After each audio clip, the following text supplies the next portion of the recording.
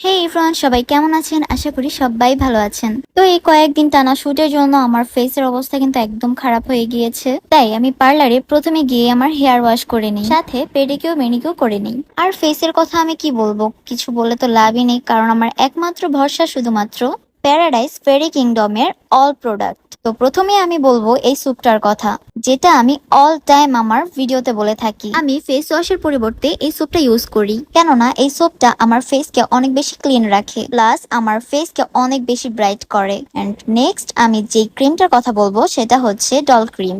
আর এই টানা কয়েকদিন রোদে শুট করতে করতে আমার ফেসের অবস্থা অনেক বেশি খারাপ, আর এই ডল ক্রিমটা রোদে পুড়ে যাওয়া স্কিনকে একদম ব্রাইট করে তোলে। সবশেষে আমি দেখাবো এই নাইট ক্রিমটা। এই নাইট ক্রিমটা আমার ফেসকে অনেক বেশি সফট রাখে এবং চোখের নিচে পড়া ডার্ক সার্কেলও দূর করে। তো গাইস, আজকের ভিডিওতে দেখানো প্রত্যেকটি প্রোডাক্ট চাইলে আপনি অর্ডার করে নিতে পারেন আমার স্ক্রিন দাও ফেসবুক পেজ থেকে। তো আল্লাহ হাফেজ।